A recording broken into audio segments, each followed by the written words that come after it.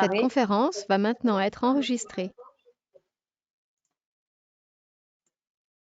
Donc au programme aujourd'hui, les stratégies d'organisation, on va commencer par l'organisation du temps de travail au quotidien en abordant la chronobiologie et la mise en condition. Ensuite, on va apprendre comment rester productif même en télétravail, donc les objectifs, la focalisation et éventuellement la détente.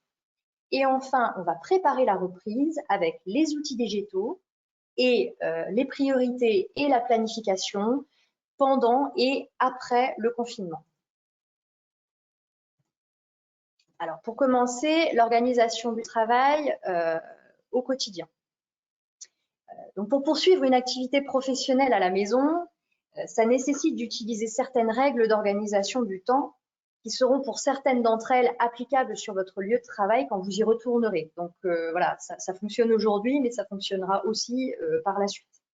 En premier lieu, cette période de confinement, c'est une période idéale pour repenser à ce qui caractérise notre métier et notre façon de l'exercer, afin de se recentrer sur notre activité et éviter la dispersion au moment de se mettre au travail. Donc d'abord, on va commencer par définir la carte de ces missions essentielles. Donc cette carte des missions essentielles, elle va constituer une vision synthétique de ce que nous avons à accomplir pour remplir notre mission au quotidien, notre mission professionnelle évidemment. Vers où on va, qu'est-ce qu'on cherche à faire dans notre métier. Ça va nous permettre de nous aider à choisir nos priorités au quotidien et à nous rappeler le sens de notre métier. Ensuite, le confinement, il nous permet aussi de nous rappeler ou peut-être de redéfinir les valeurs de l'entreprise. On a un petit peu plus de temps pour réfléchir. Donc, ça va nous aider à garder le cap sur les valeurs de l'entreprise et ça vous aidera à prendre des décisions stratégiques pour définir vos priorités actuelles et amorcer la sortie de crise. Ensuite, on va utiliser la nature, la biologie et des méthodes faciles à mettre en pratique. Donc d'abord, la chronobiologie. Alors, la chronobiologie, qu'est-ce que c'est? Est-ce que vous avez déjà remarqué vos variations d'énergie tout au long d'une journée? Alors, on a un petit peu de mal à démarrer le matin, ça va bien en fin de matinée, ensuite on mange, on a un petit coup de barre en début d'après-midi, une remontée en fin d'après-midi et puis une baisse d'énergie jusqu'au moment d'aller se coucher. Alors évidemment, il va y avoir des écarts entre nous, entre les différents individus, mais on connaît tous cette courbe. On a tous une courbe, même si elle est différente. Il s'agit de notre rythme physiologique et intellectuel. Pourquoi inclure ce rythme biologique dans l'organisation de notre journée? Tout simplement, comme c'est écrit sur la présentation, pour synchroniser nos activités avec notre rythme biologique et utiliser nos potentiels physiologiques et intellectuels pour être plus efficaces à moindre effort. Donc, en gros, on a une courbe. Comment ça fonctionne? Donc, comme vous pouvez l'observer sur la courbe, donc on a la montée, comme je vous le disais, au milieu de la matinée, la baisse en début d'après-midi, la remontée en fin d'après-midi. Donc, pour pouvoir utiliser cette courbe pour vous-même, vous allez commencer par observer la courbe et la comparer avec votre propre rythme biologique quotidien. Ensuite, sur cette courbe, sur la vôtre, vous allez identifier les moments dans votre journée où vous êtes plus attentif et concentré. Vous allez avoir un moment où vous êtes plus créatif, un autre moment où vous êtes plus performant physiquement, et puis un autre moment où vous allez être le plus logique et le plus analytique. Lorsque vous aurez décrypté votre propre rythme, vous allez pouvoir organiser vos journées en tenant compte de votre courbe. Donc en l'occurrence,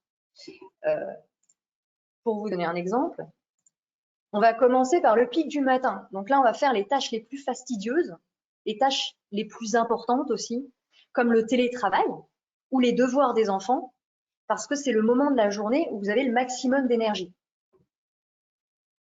Ensuite, dans le creux entre la fin de matinée et puis 15 heures, donc là où vous allez aussi manger, vous allez effectuer les tâches avec peu d'efforts intellectuels, comme par exemple les appels et les rendez-vous téléphoniques, tout ce qui vous demande peu d'efforts intellectuels. Donc, la lecture de vos mails, votre classement, le suivi d'un webinaire, par exemple, comme aujourd'hui, parce que votre courbe est dans le creux. Ensuite, on va avoir un pic dans l'après-midi. Donc là, vous allez pouvoir profiter de ce second pic d'efficacité pour mettre 2 ou 3 heures supplémentaires de travail intellectuel, de réflexion ou de créativité. Et pour terminer la journée, la fin d'après-midi, on va plutôt y mettre les tâches à faible charge mentale, donc les tâches les plus faciles, et éventuellement à partir aux alentours de 18 heures, les activités sportives et ludiques. Donc, c'est les moments où vous n'avez plus besoin de votre concentration maximale. Pour le sport, évitez le sport en début de soirée pour éviter de perturber la qualité de l'endormissement qui va forcément perturber votre sommeil et votre journée du lendemain. Donc, ce serait dommage. Alors, la chronobiologie, pour moi, c'est important de l'utiliser parce que, comme le dit Mark Schwab, psychiatre, le moment où l'on pense est aussi important que ce que l'on pense. Donc, on va être plus efficace à penser à des moments propices plutôt qu'à essayer de réfléchir à des moments où notre potentiel intellectuel est au plus bas.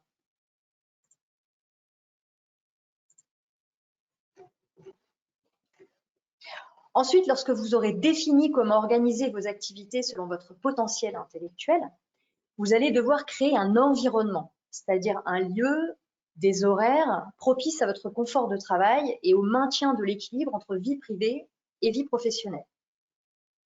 D'abord, vous allez conserver votre rituel matinal comme si vous deviez vous rendre au bureau ou au travail. Pourquoi? Parce qu'il est essentiel de garder un rythme correspondant à vos journées de travail, ainsi que des habitudes saines, comme se lever tôt le matin, enfin assez tôt, peut-être un peu moins tôt parce que vous n'avez plus de route à faire, mais quand même garder ce rythme-là, continuer à s'habiller comme si on allait au travail, à prendre son petit déjeuner. Ce sont des rituels qui sont utiles à notre cerveau pour se rappeler qu'il reste dans ces habitudes-là et qu'il ne change pas. Là, on a déjà passé un mois de confinement, on part sur un deuxième mois. Si vous modifiez vos habitudes, vous le savez peut-être, les habitudes s'ancrent en 21 jours. Vous pouvez créer un nouveau rituel en 21 jours. Donc là, les 21 jours, ils sont déjà passés. Si pendant le mois qui vient de s'écouler, vous êtes levé tous les matins à 8h30, ça va être difficile de reprendre si vous continuez comme ça jusqu'au retour le 11 mai. Ensuite, aménager un poste de travail. Bon. Si vous avez un bureau dédié, bon, c'est facile, vous avez la possibilité de vous couper du reste de la maison. En revanche, si vous n'avez pas de bureau dédié à votre activité professionnelle, on va aménager un espace de travail aussi confortable et motivant que possible, par exemple dans le coin d'une pièce. Si vous devez travailler, alors comme moi, sur la table du salon ou de la cuisine, parce que je n'ai pas de bureau dédié, habituellement je travaille plutôt chez mes clients, si vous travaillez comme ça, faites en sorte que l'espace soit modulable pour vous permettre de débarrasser votre poste de travail et faire une coupure entre votre vie professionnelle et votre vie personnelle à la fin de la journée. Ensuite, vous allez vous fixer des horaires, donc des règles en matière d'horaire de travail. Une plage horaire le matin et une plage horaire l'après-midi.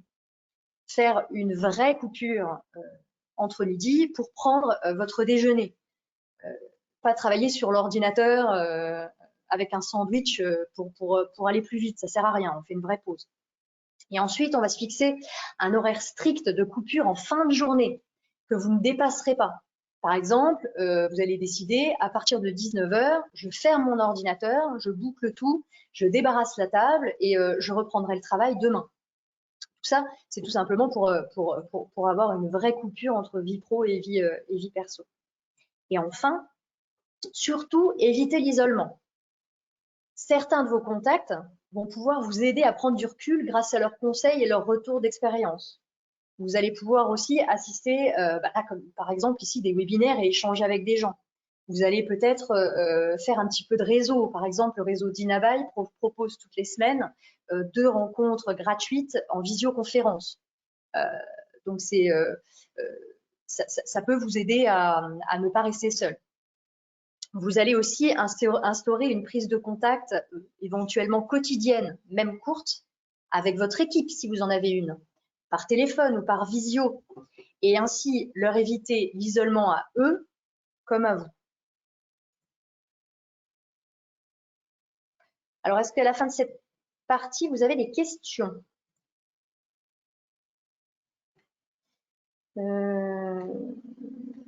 Non, c'est OK, c'est clair. Non, je ne vois pas de questions. Très bien, je continue.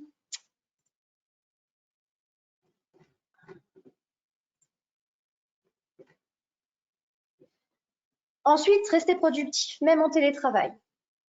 Donc, vous êtes dans les meilleures conditions pour travailler. Vous utilisez votre potentiel intellectuel et physiologique. Vous avez installé des horaires et un bureau modulable ou pas qui vous permet de travailler confortablement.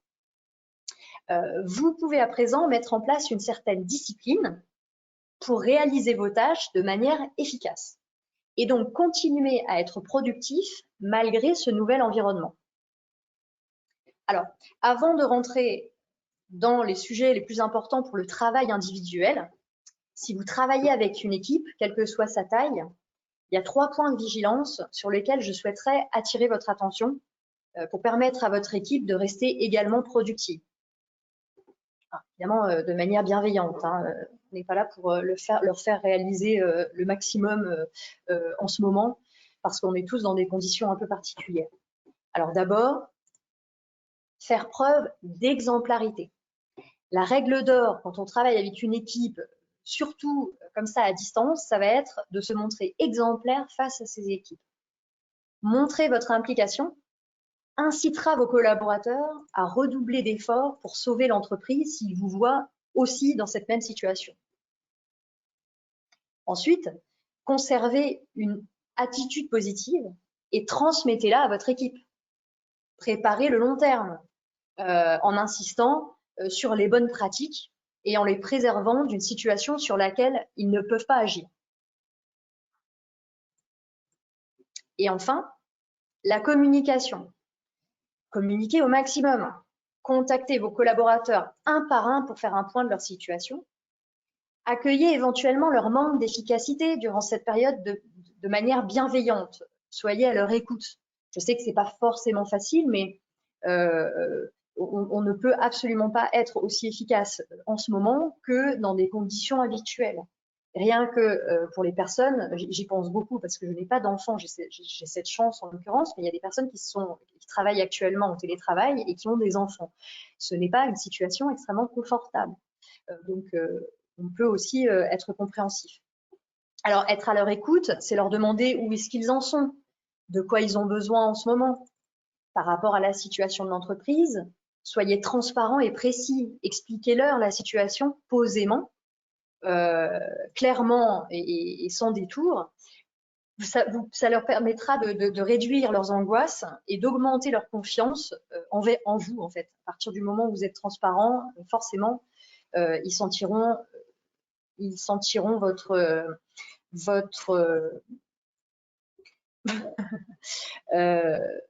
clarté et votre transparence.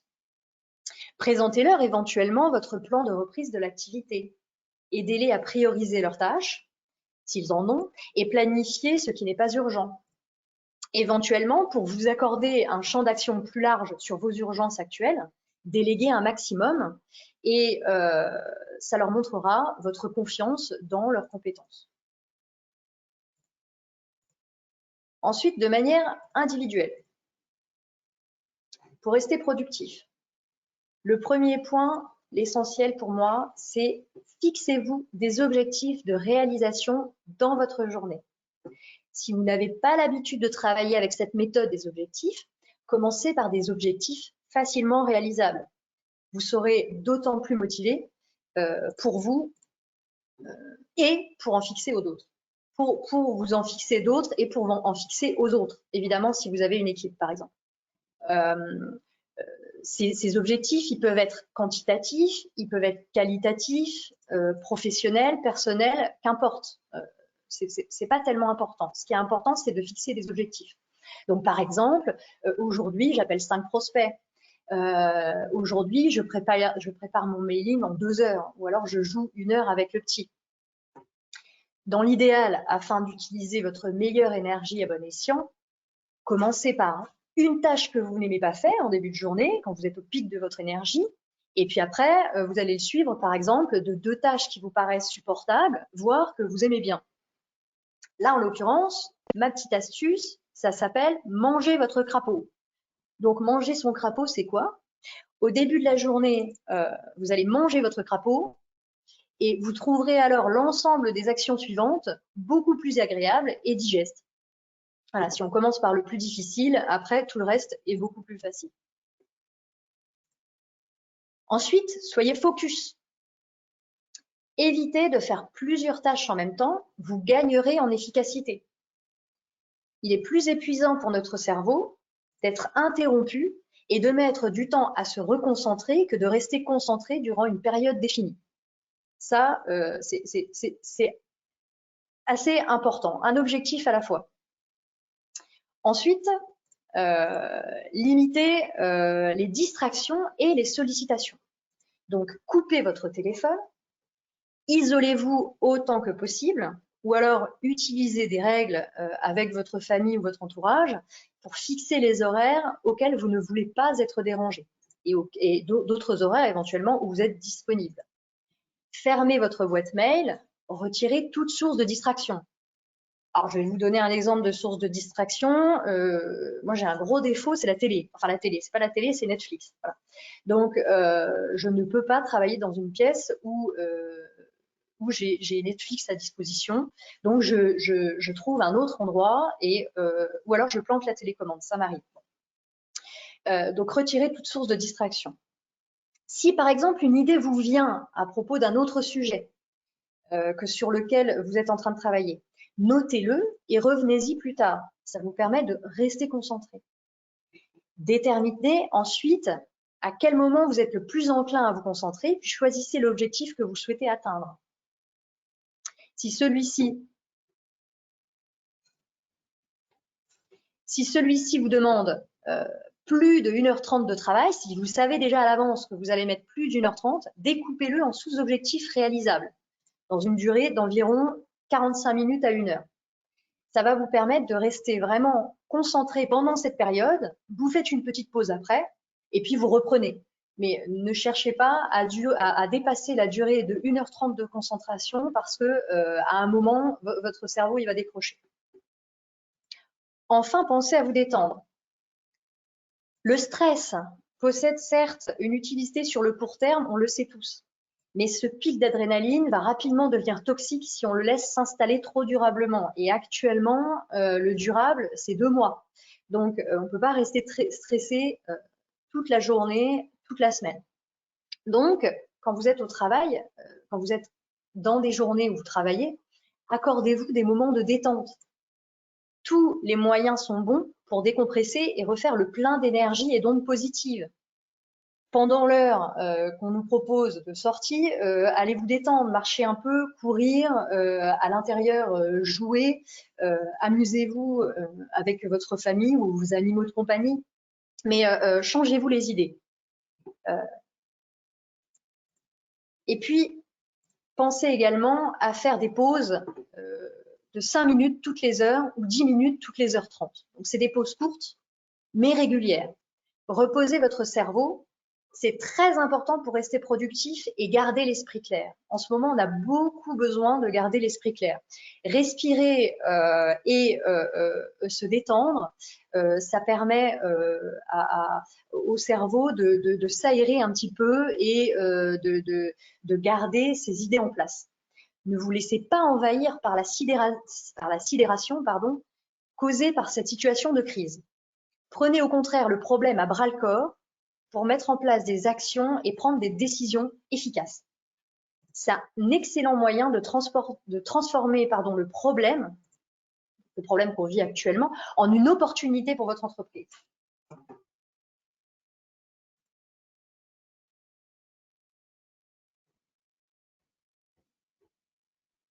Je vérifie si j'ai des questions, non. Ensuite, nous allons nous préparer pour l'avenir. Comme l'a dit Maurice Blondel, l'avenir ne se prévoit pas, il se prépare. Donc c'est très clair. En l'occurrence, pour nous préparer ici, on va utiliser 3 actions. La première, c'est optimiser nos outils digitaux. Donc soit en utiliser des nouveaux, soit apprendre à mieux utiliser les outils dont nous disposons déjà. Ensuite, on va établir un rétro-planning. Et enfin, on va déterminer les actions à réaliser maintenant et après. Donc d'abord, les outils digitaux. Vous allez dès maintenant anticiper le futur tout en développant votre agilité à apprendre. C'est le bon moment pour apprendre des nouvelles choses qu'on va pouvoir mettre en place par la suite. Cette nouvelle manière de travailler, ce confinement, ce télétravail, nous permet de découvrir nos points faibles et nos points forts en matière d'outils numériques, puisque leur utilisation est devenue la norme, en l'occurrence, parce qu'on est obligé. Donc, profitez de ce temps hors du temps pour développer vos compétences dans l'utilisation des outils 2.0 que vous ne maîtrisez pas encore, mais dont vous aurez besoin. Parce que développer les compétences digitales aujourd'hui, ça va nous permettre d'optimiser nos outils 2.0. Alors, par quoi commencer? D'abord, l'agenda électronique partagé. Pourquoi? Parce que c'est un outil qui va vous permettre d'être utilisé, enfin qui va être utilisé en mobilité, c'est-à-dire vous allez pouvoir l'installer sur votre PC, sur votre ordinateur portable, sur votre tablette, sur votre téléphone mobile. Vous aurez toujours en main votre agenda. Vous allez pouvoir le consulter et le modifier sur tous vos supports. Et vous allez aussi pouvoir le partager avec certains membres de votre équipe, ou tous, et vous allez pouvoir partager certaines informations et pas d'autres. Donc, c'est vraiment un outil, à mon sens, extrêmement utile pour ne plus rien oublier, pour avoir aussi des rappels des rendez-vous que vous avez.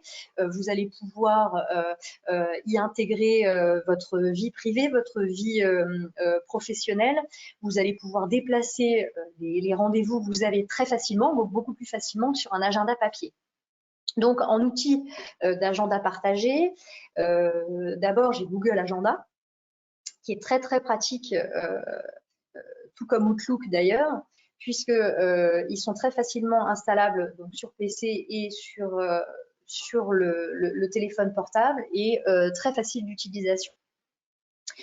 Si vous avez un smartphone Android, je vous conseille plus particulièrement l'agenda CloudCal. Pourquoi? Parce que d'une part, il se synchronise avec votre agenda existant, si vous en avez un déjà sur votre téléphone portable ou si vous utilisez déjà Google Agenda.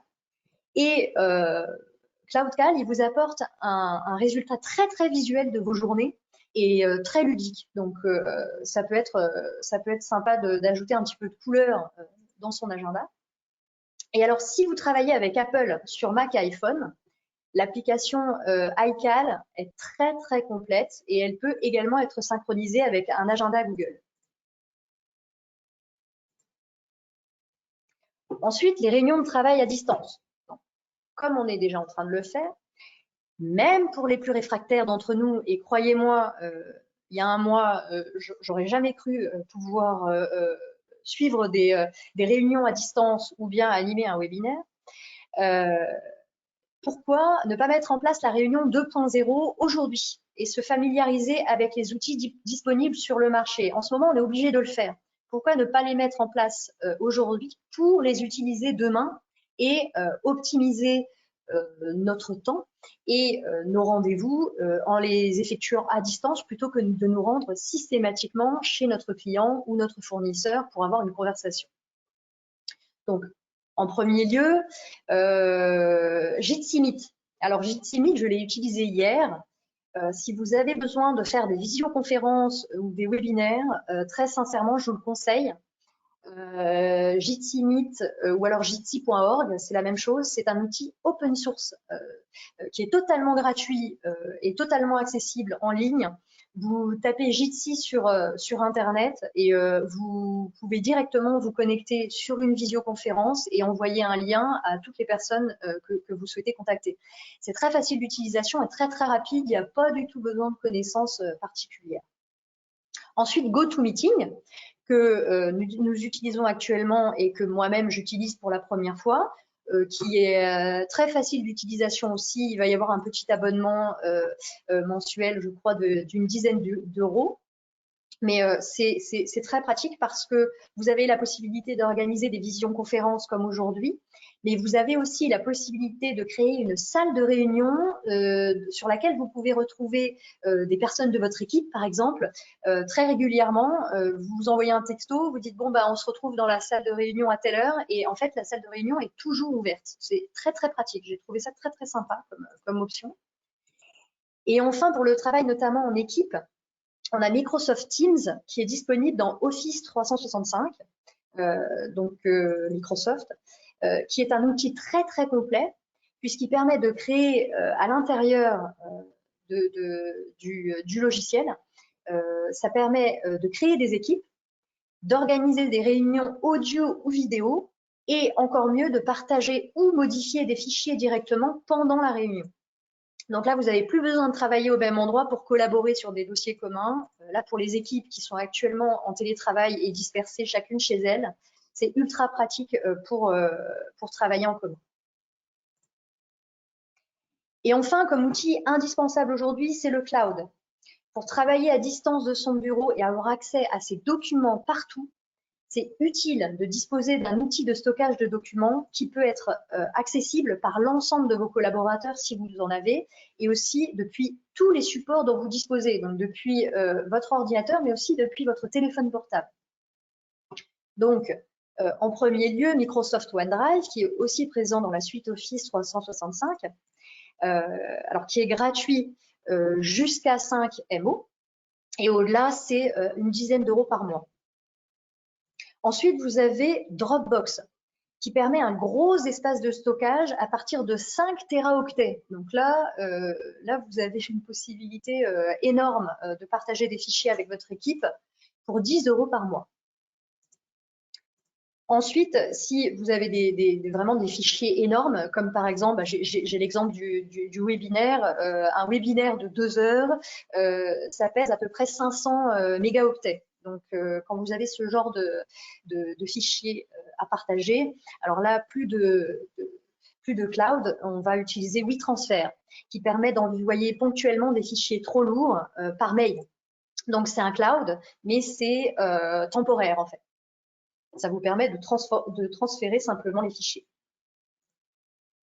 Et alors enfin, je vous parlerai de 2 entreprises en fait qui sont situées dans le bassin de Nancy, qui sont Numisi et EasyCloud. Pourquoi je vous parle d'eux? Parce que pour tous les outils dont je viens de vous parler, si vous avez besoin de professionnels à qui vous adresser pour connaître les meilleurs outils les plus adaptés à votre activité ou à vos besoins, vous allez avoir Numisi. Alors eux, ils vont utiliser beaucoup d'outils open source pour tout ce qui est, par exemple, réunion à distance, par exemple, cloud, mais aussi d'autres solutions en matière de numérique. Et EasyCloud, qui, eux, vont beaucoup travailler, par contre, avec Microsoft. Donc, eux, ils ont une connaissance extrêmement pointue des outils Microsoft et ils vont pouvoir vous les présenter et vous former éventuellement sur ces outils-là spécifiquement. Donc, ces 2 entreprises vont vous permettre de trouver des solutions personnalisées selon votre utilisation des données, selon le nombre de membres dans votre équipe, selon vos besoins d'espace de stockage, etc. Alors, par rapport à ces outils, prenez le temps de tester plusieurs outils, de les comparer, voir lesquels vous correspondent le mieux à vous et à votre équipe si vous en avez une. Entraînez-vous à leur utilisation, faites des tests avec votre équipe, incluez-les dans la prise de décision du choix de l'outil, par exemple. Parce que plus vous aurez de monde qui sera confortable avec les outils et plus vous réussirez à les fédérer autour de ces outils, évidemment. Ensuite, on va mettre en place un rétro-planning. Alors, on va utiliser plusieurs points pour créer ce rétro-planning. Le premier, ça va être d'établir une cellule de crise et bien évidemment la piloter. Alors, seul, si vous êtes seul, et si vous êtes à plusieurs, vous allez pouvoir répartir toutes ces tâches entre vous et vos collaborateurs. Donc, d'abord, vous allez en premier lieu déterminer 2 ou 3 thèmes qui sont les plus importants à ce jour pour réussir votre future reprise à la sortie du confinement. Par exemple, préparer des actions commerciales. Par exemple, travailler sur votre trésorerie ou alors renforcer votre relation client que vous avez actuellement. Les clients que vous avez actuellement, renforcer vos relations avec eux. Ensuite, pour chacun de ces thèmes, vous allez lister les actions à effectuer. Donc, vous allez découper en actions précises à mettre en place et donc à dispatcher selon les compétences de chacun si vous avez une équipe.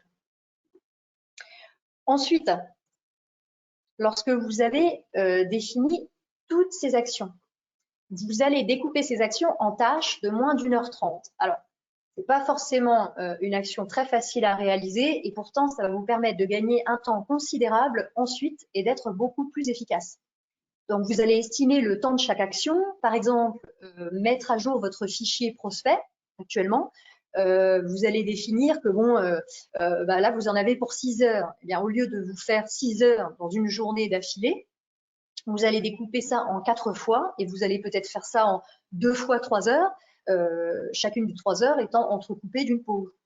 Ça va vous permettre d'éviter la lassitude et puis l'impression de ne pas avancer. Voilà, vous allez pouvoir privilégier le sentiment d'accomplissement et de réussite en vous fixant du coup des petits objectifs d'1h30 à réaliser. Dans la situation actuelle, je ne sais pas pour vous, mais en tout cas pour moi c'est le cas, réussir une mission, quelle qu'en soit la nature et quelle qu'en soit la difficulté, renforce la motivation, vraiment. Enfin, lorsque vous aurez découpé toutes ces actions, vous allez répartir chronologiquement ces tâches de maintenant jusqu'à la sortie du confinement. L'avantage du rétro-planning, c'est qu'il n'y a pas besoin de connaître la date exacte de sortie, puisque finalement, on en a une, mais on ne sait pas trop. Vous travaillez avec des notions de S-6, S-4, S-3, J-1, J+2, etc. Donc, je vous en parle. Voici un exemple. Zoomons un petit peu. Donc, voici un exemple de rétro-planning avec les tâches à effectuer durant les semaines avant le confinement et il y en a un petit peu à la sortie. Comme vous pouvez le voir, donc j'ai mis des thèmes. Chaque thème est découpé en plusieurs actions réparties sur les semaines de confinement. Les chiffres qui sont à l'intérieur des cases, eh bien, ce sont les heures estimées pour les réaliser. Donc, vous voyez, j'ai mis 1h30 ou 3 heures, ou peut-être moins, parfois 1 heure, pour les réaliser. Ça va vous permettre, en fait, vous voyez, à la fin, il y a une ligne de total qui vous permet, en fait, de répartir ces tâches sur vos journées et les remplir de manière à ce que vos objectifs soient atteignables et réalisables. Parce que si vous vous collez 10 heures de travail par jour, ça ne va pas être possible. Donc là, j'ai mis une limite de 7 heures par jour, me semble-t-il. Si c'est moins, ça n'a pas d'importance. L'important, c'est que ça vous aide à fixer vos objectifs et à les réaliser tous les jours. Pour éviter de vous demander tous les jours qu'est-ce que je vais bien pouvoir faire aujourd'hui, autant prévoir ces choses à l'avance et de manière réalisable. Donc, qu'est-ce qu'on va mettre en place? On va reprendre déjà ce rétro-planning dans lequel on va détailler un petit peu plus les différentes actions que j'ai souhaité mettre en place. Donc, ces actions ne sont pas exhaustives. Vous pouvez évidemment mettre tout ce qui vous passe par la tête. Moi, c'est un exemple, mais qui regroupe assez bien en fait les besoins actuels des dirigeants d'entreprise, des TPE, des dirigeants comme nous, qui sont actuellement dans une situation un petit peu compliquée parce que soit en sous-activité, soit avec l'activité à l'arrêt complet. Donc d'abord la trésorerie. La première chose, je vais mettre à jour le suivi de ma trésorerie prévisionnelle. Alors ça peut paraître idiot comme ça, et pourtant c'est ce qui va vous servir d'outil pour après vous fixer des nouveaux objectifs, mais aussi pour aller voir éventuellement la banque. Parce que si vous savez où vous en êtes et où vous allez, eh ben, la banque, eux, ils vont vous suivre beaucoup plus facilement. Et puis, pour information, pour un prêt garanti par l'État, pour le PGE, actuellement, je l'ai fait pour une cliente dans la semaine, donc sachez-le, ils vont vous demander un tableau de suivi de trésorerie prévisionnelle, donc autant qu'il soit déjà prêt. Ensuite, vous allez contacter votre banque et puis vous allez négocier des délais. Vous allez négocier un découvert, vous allez négocier éventuellement un emprunt, vous allez négocier avec votre banquier sur tout ce que vous pouvez négocier parce que c'est lui votre premier atout par rapport à vos finances. Donc c'est le moment d'en profiter. Par contre, ne vous laissez pas, pareil, j'ai eu l'expérience aujourd'hui d'une cliente qui m'a appelé avec sa banque qui lui a directement proposé un prêt assez délirant. Donc, faites appel à des professionnels. Tout à l'heure, Rémi Cossin se présentait de Prêt-Pro. Voilà, il y a des gens qui sont là pour vraiment vous aider. N'écoutez pas forcément les premières paroles de votre banquier. Ça, c'est mon petit conseil personnel. Ensuite, vous allez contacter la BPI parce que pour avoir des informations, par exemple, sur le PGE. En dehors de votre banque, ça peut être intéressant d'avoir des informations de la BPI. Vous allez aussi négocier des délais de paiement avec, alors quand je dis gros fournisseurs, ça veut dire les fournisseurs dont vous savez qu'ils ont la possibilité, qu'ils ont la possibilité de vous accorder des délais. Pour les autres, très sincèrement, payez vos factures parce que si vous êtes en difficulté, ils y sont aussi. Donc, soyons logiques. Et si vous avez des gros fournisseurs, alors comme des grosses sociétés, alors je ne sais pas, hein, Orange, GDF, ce type de fournisseur, négocier des délais. Vous allez aussi demander des acomptes à vos clients. Si vous avez déjà des travaux qui sont prévus dans les prochains temps, demandez-leur des acomptes. Donc c'est pareil, les clients que vous savez les plus confortables, ceux qui sont les moins impactés par cette crise. Évidemment, si vous avez des clients que vous savez en difficulté, alors là, faites l'inverse. Proposez-leur éventuellement des délais parce que vous allez les soulager, vous allez les aider dans leur activité. Alors évidemment, j'aurais même dû le mettre en première page, en première ligne, relancer vos clients qui sont en impayés. Vous avez le temps. Ils sont en situation d'impayé, donc ils vous doivent cet argent, vous en avez besoin, votre trésorerie est fragile, c'est vraiment le moment de passer du temps à les relancer par téléphone, à l'écrit. Si vous avez besoin de modèles à l'écrit, il y en a sur Internet. Si vous avez besoin de quelqu'un pour vous aider dans cette démarche, n'hésitez pas. Des professionnels sont là pour vous aider dans ces démarches-là. Ensuite, vous allez faire les demandes d'aide. Alors, je vous dis de faire les demandes d'aide des GFIP, URSSAF, parce que vous êtes en capacité de le faire, parce que je dis ça parce que par rapport à l'expert comptable. Donc, en l'occurrence, en ce moment, les experts comptables, je le sais pour en connaître quelques-uns, c'est pas une période extrêmement facile. Donc, ne remettez pas tout sur votre expert comptable. Donc, effectivement, les demandes d'aide par rapport à l'activité partielle, c'est le comptable qui va pouvoir s'en occuper parce qu'il a accès à vos comptes, etc. Maintenant, si vous avez besoin de faire une demande d'aide par rapport au fonds d'activité de 1 500 €, si vous avez besoin de faire la demande d'aide URSSAF, je peux éventuellement vous fournir des documents, des formulaires si vous le souhaitez, mais vous n'êtes pas nécessairement obligé de passer par votre expert comptable. Et puis, montez votre dossier PGE. Alors, montez votre dossier PGE, j'y reviens, c'est ce que je disais tout à l'heure. Voilà, il y a un tableau de suivi de trésorerie prévisionnelle à remplir. Il y a pas mal de choses, de documents à réunir. Donc, le dossier PGE, donc le prêt garanti par l'État, ça se prépare. On n'obtient pas un prêt directement comme ça. Alors ensuite, la communication. Vous allez pouvoir mettre à jour votre profil sur les réseaux sociaux et puis vous allez pouvoir activer votre présence sur les réseaux sociaux. Donc, vous voyez, je mets 1 heure de temps en temps. Vous allez mettre à jour votre fichier contact. Vous allez faire de l'emailing si vous n'avez pas l'habitude de le faire. C'est le moment de vous lancer, c'est le moment de regarder comment fonctionnent les logiciels d'emailing. Alors Mailchimp, Sendinblue, tout ce type de logiciel, profitez-en pour faire parler de vous auprès de vos clients actuels ou auprès de vos prospects. C'est le moment de vous rappeler à leurs bons souvenirs. Vous allez aussi pouvoir prendre un petit peu de temps pour faire des dons. Alors des dons de temps, des dons de marchandises, partager votre savoir-faire. Vous allez, alors moi ce matin, je dis ça comme ça, je suis allée faire des courses, j'en ai profité pour faire des courses pour mes 2 voisines, voilà, parce que c'est le moment de partager un petit peu. Alors ça rapportera rien, hein. Par contre, ça permet vraiment de se sentir utile. Demander des nouvelles à ses clients, ça c'est important. Si vous avez un listing de clients, allez-y, appelez-les, fixez-vous des objectifs, appelez 2 ou 3 clients par jour, vous passez 1 heure tous les 2 jours à appeler vos clients, ils seront contents et puis ça leur permettra de se sentir écoutés parce que certains d'entre eux ont des difficultés et c'est toujours sympa de partager avec eux.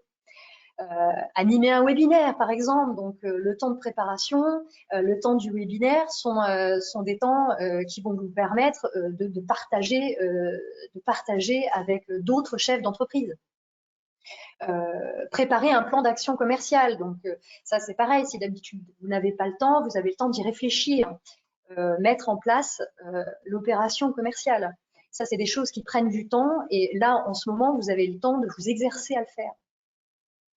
Ensuite, vous allez pouvoir passer du temps sur votre classement. Vous ne le faites pas habituellement, c'est le moment. Mettez à jour vos modèles de documents papier. Si vous avez un logiciel, par exemple, de devis facturation, peaufinez vos documents, rendez-les plus jolis, peaufinez votre graphisme éventuellement, créez votre classement. Mettez en place un classement facile, parce que si vous n'avez pas de classement actuellement, c'est le moment d'en mettre un en place. Et puis, passez du temps au classement, à l'archivage de vos dossiers. Lorsque la reprise va avoir lieu, vous aurez des dossiers qui seront parfaitement en place et vous serez hyper efficace pour pouvoir relancer et vous consacrer pleinement vraiment à votre relance. Donc, quand je dis ça, ça va être toutes les actions commerciales. Alors, évidemment, aujourd'hui, je ne parle pas des actions commerciales parce que ce n'est pas ma spécialité. Mais au moment de la reprise, vous allez avoir autre chose à faire qu'à rechercher vos documents que vous n'avez pas rangés pendant 2 mois. Donc, vous allez beaucoup passer du temps à la prospection, à la recherche de nouveaux clients ou alors à la proposition de nouvelles offres. Donc là, en ce moment, profitez-en pour faire les trucs là que vous n'aimez pas. Regroupez vos papiers pour la transmission à l'expert comptable. Pour ceux qui, parmi vous, ont un bilan au 31 décembre, c'est la période fiscale. Donc, c'est le moment de bien regrouper les papiers pour les transmettre à l'expert comptable et lui faciliter le travail. Faciliter le travail à l'expert comptable, c'est miser pour l'avenir. Parce que plus vous facilitez le travail à l'expert comptable, et plus il vous donnera de son aide et de son temps par ailleurs. Il faut le savoir, il faut être sympa avec son expert comptable, c'est votre allié. Ensuite, vous allez par exemple créer des procédures simples. J'ai un client avec qui on est en train de mettre en place des procédures en ce moment parce que il tourne à vide. Et donc, au moment de la reprise, il sait exactement comment il va pouvoir réaliser ses nouveaux contrats. Et alors enfin, dans la catégorie divers, voilà, je vous ai mis la veille stratégique pour votre entreprise au sein de la concurrence, par exemple. La veille économique, donc tout ce qui se dit, c'est important de savoir et de suivre tout ce qui se dit actuellement. Vous allez pouvoir mettre en conformité votre RGPD. Si ce n'est pas encore fait, je reçois encore des mails de personnes qui ne proposent pas le lien de désinscription à la fin de leur mail. Donc ça, c'est pas conforme au RGPD. mettez-vous en conformité avec le RGPD. Vous allez sur le site du RGPD, alors .gouv, je ne sais plus, si quelqu'un a l'adresse, n'hésitez pas à la mettre dans le chat. C'est très facile de mettre en place son RGPD. Vous pouvez aussi en profiter pour mettre en conformité votre document unique d'évaluation des risques professionnels. Alors ça concerne tous les gens qui ont des employés, des salariés. À partir d'un employé, vous êtes tenu d'avoir un document unique d'évaluation des risques professionnels. Donc, si vous voulez plus d'informations par rapport à ça, vous pouvez aller sur le site de l'OPP-BTP, qui va vous donner plus d'instructions par rapport à ça. Mais vous pouvez aussi faire appel à un professionnel. Donc là, par exemple, parmi les interlocuteurs aujourd'hui, on a Jean-Christophe Burneau de l'entreprise Computance qui fait les DUERP, par exemple. Donc ça, c'est quelque chose de très important si vous avez une équipe. Notamment, la situation de crise actuelle nous sensibilise particulièrement à ce dossier unique parce que tout ce qui est risques psychosociaux, aujourd'hui, on est en plein dedans pour vos salariés. Parce que travailler chez soi, être isolé, ce n'est pas forcément facile pour tout le monde et certains souffrent actuellement de cette situation. Ensuite, vous allez pouvoir nettoyer et ranger votre boîte mail. Et puis, alors pour la suite, ça va être la suite du programme. Donc, rappeler les rendez-vous annulés et puis programmer des rendez-vous en visio. Donc, nous y voilà, les actions à mettre en place 10 à 15 jours avant la date théorique. Alors, attention, la sortie du confinement, elle va se faire de manière échelonnée. Donc, n'attendez pas que tout le monde puisse sortir pour agir. Il est évident que toutes les entreprises ne vont pas sortir en même temps et toutes les régions non plus. Donc, on va commencer à prévoir 10 à 15 jours avant pour ne pas se laisser surprendre le jour de la sortie. Donc, d'abord, on va identifier plus que jamais les sources de gaspillage du temps. Ne cherchez pas à vouloir tout faire en même temps, anticipez et vous l'avez vu, on a établi un plan, donc il n'y a pas de raison de se laisser disperser par du temps, par du gaspillage de votre temps. Ensuite, vous allez contacter les rendez-vous qui ont été annulés et les reprogrammer, mais en visio, pour plus d'efficacité, pour éviter les temps de trajet. Donc, les temps qui seront économisés pour vous seront aussi des temps qui seront économisés pour vos clients ou en tout cas les personnes avec qui vous aviez rendez-vous. Donc, profitez de cette nouvelle compétence de la visioconférence et reprogrammez tous ces entretiens en visio.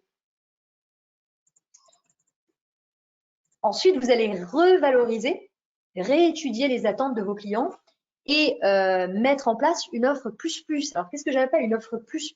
C'est une offre utile qui vient en complément des services que vous lui procurez déjà. Évidemment, c'est des actions qui vont vous prendre peu de temps, mais ça va leur apporter, enfin, ils vont être contents parce qu'ils vont comprendre que ce temps a été propice pour vous pour leur proposer quelque chose un petit plus que les autres n'ont pas. Donc, ce temps que nous avons actuellement, profitons-en pour réfléchir à ces petits plus qu'on peut apporter. Ensuite, on a fait la veille stratégique. Donc, maintenant, on va en étudier les résultats et en vérifier les sources. Pourquoi? Parce que ça va nous permettre d'améliorer notre réactivité et prendre les bonnes décisions au bon moment. Et quand je dis vérifier les sources, c'est vérifier chacune des informations collectées pour échapper aux fake news qui circulent beaucoup en ce moment, même dans les sphères professionnelles. Donc, appuyez-vous sur du concret et prenez les bonnes décisions. Lorsque vous voyez une information quelconque sur les réseaux sociaux ou sur les sites internet, par exemple, n'hésitez pas à aller grappiller les informations sur les sites.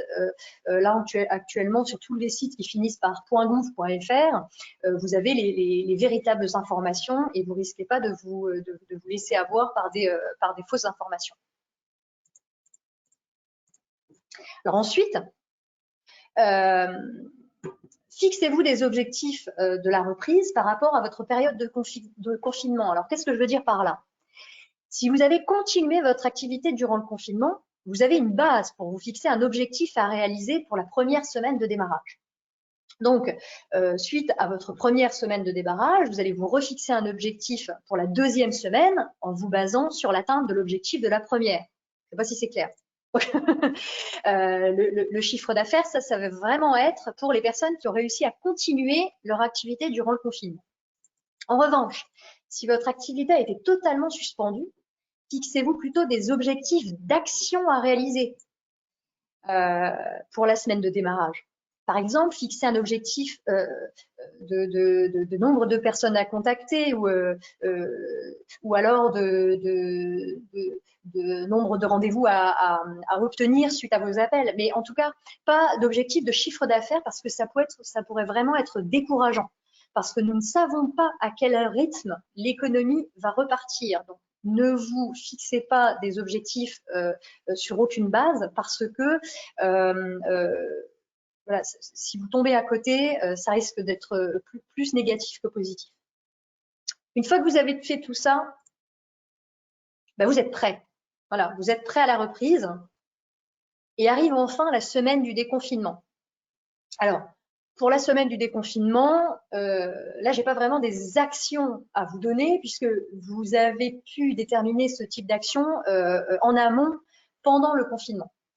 La semaine du déconfinement, qu'est-ce que vous allez faire? En premier lieu, gardez en tête vos priorités et les valeurs de l'entreprise. Vous avez eu le temps d'y réfléchir pendant le confinement. Vous savez qu'il y aura un avant et un après. Alors, évidemment, on ne va pas assister à la méga transformation de l'univers, mais en tout cas, vous savez que vous avez des valeurs, et donc gardez-les en tête. Ensuite, vous allez continuer d'utiliser la planification pour atteindre vos objectifs, donc sous forme d'agenda, sous forme de rétro-planning. Et ça va vous permettre de privilégier l'atteinte de vos objectifs. Pourquoi? Parce que vous allez pouvoir vous concentrer sur l'essentiel et ce qui est vraiment utile à votre activité. On l'a vu tout à l'heure, définir ce qui est le plus important pour l'activité, c'est ça qui va vous servir de base pour planifier les bonnes actions. Ensuite, par rapport à avant, vous allez conserver le même niveau d'exigence. Et d'ailleurs, si vous estimez que votre niveau d'exigence n'était pas à son comble, pendant le confinement, vous avez peut-être pu retravailler ce niveau d'exigence. Alors évidemment, par rapport à vous-même au départ et éventuellement par rapport à vos équipes avec lesquelles vous aurez communiqué évidemment sur cette exigence. Quoi qu'il en soit, conserver ce même niveau d'exigence, ça va vous permettre de garder votre client parce que le confinement n'est pas une raison pour baisser en qualité. Ce serait le meilleur moyen de perdre vos clients. Ensuite, vous allez utiliser le principe de Pareto pour effectuer vos tâches. Donc, outre la planification qui est très utile, le principe de Pareto, la loi des 80-20, ça va vous permettre de préférer les actions à forte valeur ajoutée et de prioriser sur les 20% de vos actions qui vont générer 80% de votre résultat. Les 80 autres pourcents qui ne vous font réaliser que 20% de vos résultats, oubliez-les pour le moment parce que vous avez autre chose à faire pour relancer votre activité. Et enfin, vous allez mettre en œuvre vos plans de communication. Vous allez mettre en œuvre les opérations de communication et de marketing, ainsi que toutes les actions que vous avez eu le temps de préparer. Voilà, c'est le moment d'y aller.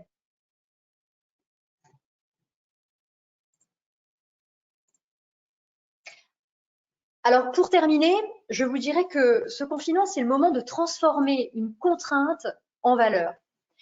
Nous sommes dans un contexte déstabilisant qui présage des changements dans notre économie, mais qui nous alerte aussi d'un besoin d'adaptation dans notre fonctionnement. Donc, transformer une contrainte en valeur, comment ça va se passer? D'abord, on va devoir renoncer à nos convictions profondes. On a toujours fait comme ça ne va plus fonctionner. Donc, on va devoir repartir sur de nouvelles bases. Donc, renoncer d'abord à ces convictions profondes. Ensuite, on va devoir nous projeter dans le futur. sans attendre qu'il nous tombe dessus, comme en ce moment d'ailleurs. Il faut essayer de nous imaginer dans le futur. Et puis, on va développer notre créativité et on va imaginer ce que sera notre entreprise demain. Parce qu'aujourd'hui, dans les conditions actuelles, ça ne peut plus fonctionner de cette manière. Donc, le fait de pouvoir réfléchir dans le futur, de nous projeter dans le futur, eh ben, ça va nous permettre de développer notre créativité et de dire à notre cerveau, OK, donc la situation future, elle est comme ça. Qu'est-ce qu'on va pouvoir faire pour faire partie de cette nouvelle économie et de cette nouvelle activité. Et enfin, on va devoir acquérir les compétences dont nous avons besoin dans un avenir proche, mais en fait, dont nous avons déjà besoin, puisque dès aujourd'hui, on a commencé à apprendre, enfin dès aujourd'hui, ça fait un mois, qu'on a commencé à apprendre à travailler différemment pour pouvoir nous adapter. Donc, on doit acquérir des nouvelles compétences. Si vous arrivez à transformer cette contrainte en valeur, en renonçant à vos convictions, en vous projetant dans le futur, en développant votre créativité, en acquérant des nouvelles compétences, votre esprit sera plus ouvert pour imaginer une nouvelle manière de travailler, des offres innovantes à proposer à vos clients, plus de mobilité, plus d'expertise métier. Vous pourrez créer une nouvelle méthode de management centrée sur l'humain et la qualité de vie au travail des collaborateurs. Donc, favoriser le télétravail pour ceux qui en ont besoin, se préoccuper de leurs attentes et de leurs souhaits d'évolution, renforcer les liens et ainsi améliorer leur expérience et leur engagement au sein de l'entreprise. Alors évidemment, pour les personnes qui travaillent avec des équipes. Pour terminer, comme l'a si bien dit Darwin, ce n'est pas l'espèce la plus forte qui survit ni la plus intelligente, mais c'est celle qui est la plus réactive au changement. Nous y voilà, réagissons. Voilà la petite bibliographie. Donc, certains de mes thèmes sont abordés dans les deux livres de Pascal Bélorget. Et les références dont je vous parlais tout à l'heure, les deux entreprises qui peuvent vous aider par rapport au cloud et par rapport à la visioconférence et tous les outils numériques, ça va être numisi.com, easycloud.fr. Donc, allez faire un tour, ils peuvent vous aider. Je vous remercie pour votre attention et c'était pour moi un réel plaisir d'animer pour vous cette web conférence. Maintenant, c'est à vous, je vous écoute.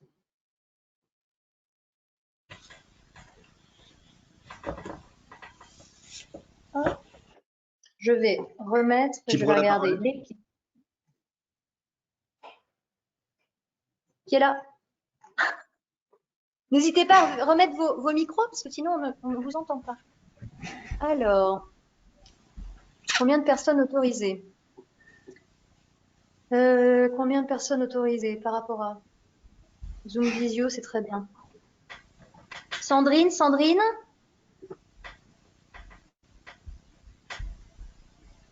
Visio, Nathalie. Pour Jitsi pas de restriction pour le nombre de participants. OK.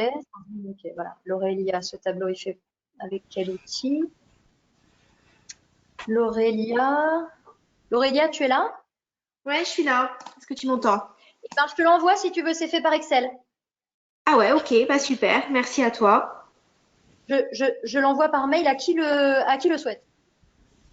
N'hésitez pas à m'en faire la demande, il n'y a aucun problème. Je vais transférer le mail. En tout cas, merci pour toutes ces infos qui vont m'aider un petit peu à, voilà, à me bouger peut-être un peu plus, de manière un peu plus régulière, parce que là, c'est compliqué. Ouais, d'accord. Oui, c'est le but, oui, effectivement. Alors, Élise, des conseils de logiciels pour le rétro-planning. Oui, voilà, ben, Excel, Élise. Rémi Cossin, exact. Donc ça doit être pour pré-pro. Ensuite, Jérôme, Mailchimp est assez simple et super efficace. Super. Franck, la CNIL. Super. Le lien pour le RGPD. Donc, sur le chat, vous pouvez retrouver le lien de la CNIL.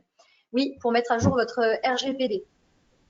Mathieu, pour ce qui est RGPD et du UR, vous pouvez aussi consulter Safety Consult. Oui, par exemple. Alors, j'ai aussi d'autres noms. En l'occurrence, j'ai cité Jean-Christophe parce qu'il est présent aujourd'hui Donc, j'aime bien citer les personnes qui sont présentes sur le webinaire.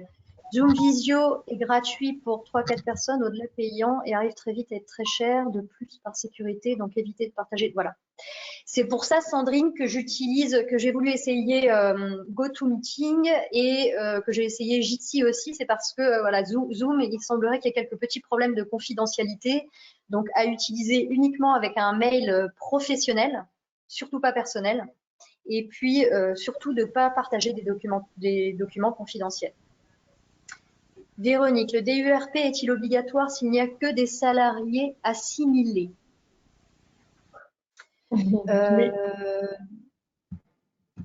Qu'est-ce que tu appelles salarié assimilé? Pardonne-moi, mais je ne maîtrise pas tous les termes en ce qui concerne les ressources humaines. Véronique? En fait, je suis salariée de mon entreprise, mais assimilée salariée. Ah oui, non, pas de problème. Non, c'est bon. C'est bon. C'est effectivement si tu avais des salariés, une vente, il te faut un DERP. Mais pour toi, non, puisque tu es responsable. D'accord, merci. Alors, Sabrina, Arnaud est basé sur le bassin spinalien et intervient sur la région Loire-France. Arnaud, bah voilà, super, de la publicité pour Arnaud Simon, qui fait partie du réseau d'Inaba. Je me permets d'intervenir. Comment? C'est mon conjoint, donc c'est pour ça que je me permets d'intervenir et de transmettre les infos. C'est pas possible. Si, c'est vrai. Super, bah, je l'ai rencontré le mois dernier à Épinal, oui. Lors d'une réunion d'Inabaï. C'est ça. Alors, oh, c'est rigolo. Jean-Benoît, merci pour le lien RGPD. Laurélia, ok. Jean-Benoît. Élise, merci. Oh, bah, c'est sympa, merci. Sabrina, je t'envoie aussi le tableau par mail. Merci. Agnès aussi. Véronique aussi. Jean-Christophe. Bon, oui. Oh, pardonne-moi, Christophe. Je me suis trompée, c'est ça? Oui, une petite erreur de prénom. Mets le son, Christophe, on t'entend pas. Voilà, une petite erreur de prénom, voilà, c'était juste pour rectification. Non, mon premier prénom, c'est bien Christophe, si c'est moi dont tu parlais.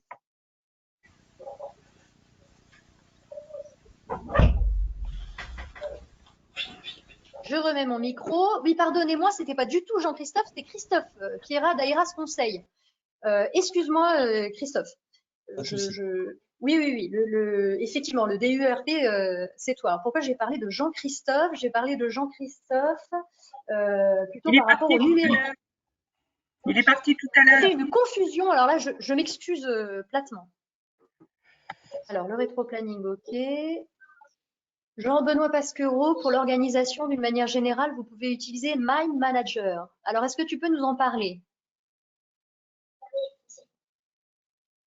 Oui. Mind Manager, c'est un outil de mind mapping qu'on peut mettre aussi en lien avec des outils de MS Office, avec Excel, Word, avec des outils de gestion de projets.